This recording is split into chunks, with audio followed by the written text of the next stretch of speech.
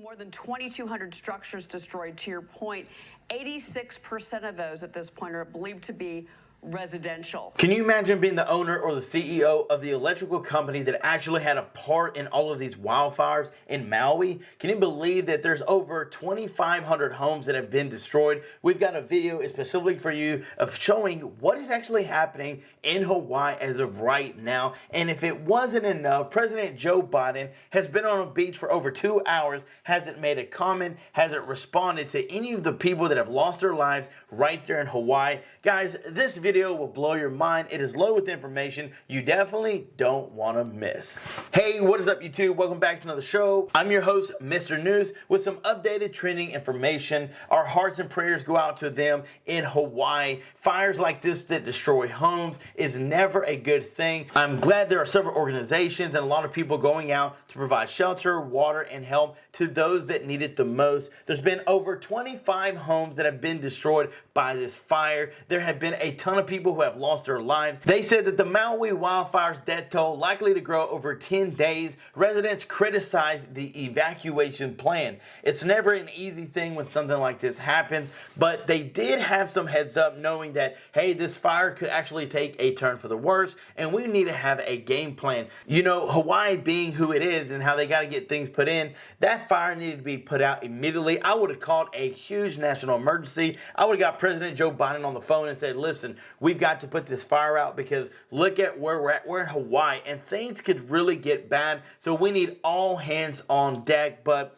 President Joe Biden was on a beach. Yes, you don't believe me? Right here, Biden is slammed for refusing to comment on rising death toll in Hawaii, right? After spending 2 hours on the beach in Delaware as wildfires that killed 96 people are blamed on damaged power lines. I understand there's a lot of pointing fingers, a lot of emotions happening right now, especially with their people that are missing, and our hearts and prayers go out with them. There are several people literally that are looking for help, assistance. Listen to this video that we have just for you.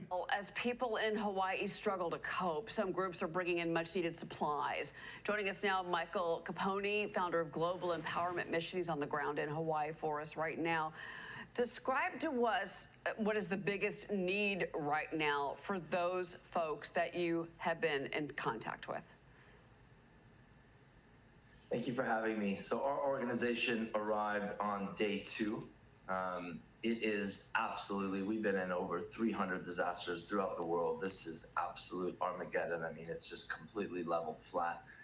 We had worked in the Paradise Fires years ago, all the way through. Our team is actually from the Paradise Fires. They're survivors that are here with us, helping in this situation. So we've been going throughout the shelters, meeting people, meeting families, bringing actual supplies into ground zero. And then also with our program through Bethany Frankel's Be Strong, we have Visa cards, and we've been giving Visa cards to all the people in the shelters so they can have short-term incidentals and everything. So we've gotten a good temperature on everything that's going on here. You know, I've probably been sleeping 3-4 hours a day. The biggest need is to get people stabilized and out of the shelters. And you guys say there's 4,500 shelters. There's also thousands of people that are staying with friends now because they can't be in the area or their houses also burnt. So we need to stabilize the housing situation. So we have a partnership with Airbnb. There's vouchers. We're going to start distributing them today. And those are short-term stays. And then after that, our fund has to start buying out basically what's possible.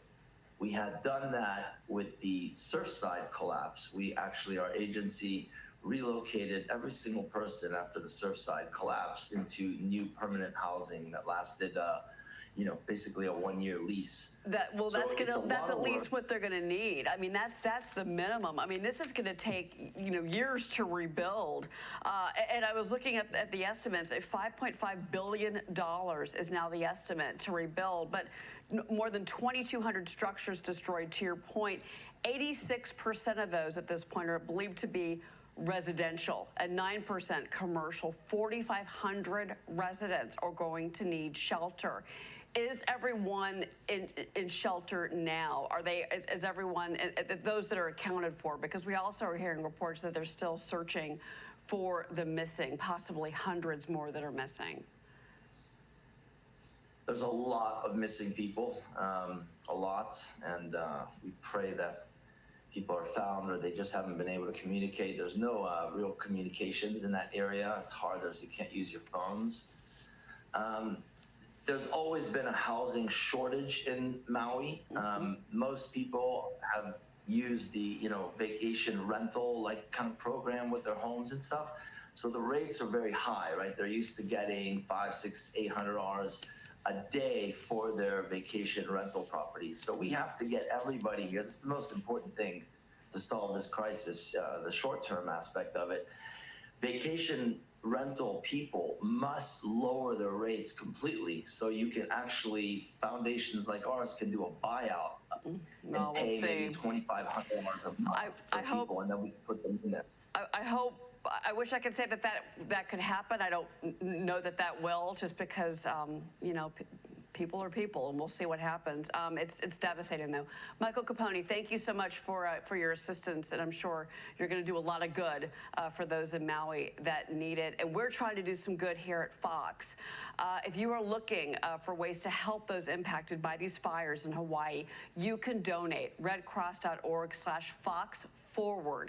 The donations enable the Red Cross to prepare for, respond to, and help people recover from these types of disasters. Like I said, it's not a pretty picture. Joe Biden is getting slammed even more for refusing to comment. Again, this raises a lot of speculations on what's really going on. Is he on vacation? There's a lot of people losing their lives. You've got an entire state that has been devastated by these huge fires, and people are running for shelter, not having anywhere to stay. You've got several organizations, nonprofits, that are jumping in with water supplies to help people. But where is President Joe Biden? Yes, who is to blame for all of this? Why hasn't the plan for evacuation been immediate? Why has the plan of evacuation been so poor? Why haven't there been a lot more people taken care of? Guys, let me know your thoughts down in the comments below. Again, this fire is very devastating. Our hearts go out to those that are in those homes, that are living in that area, that are really going through some hard times. Our hope that they find those missing people. Again, the communication has not been good. There's a lot of things happening, but who is to blame for the fire? They're saying that electrical company lines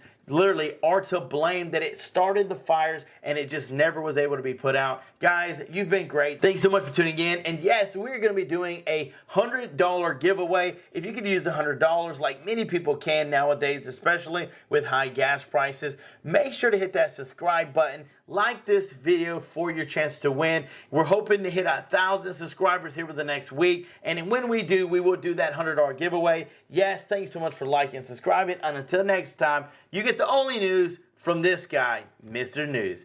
Peace.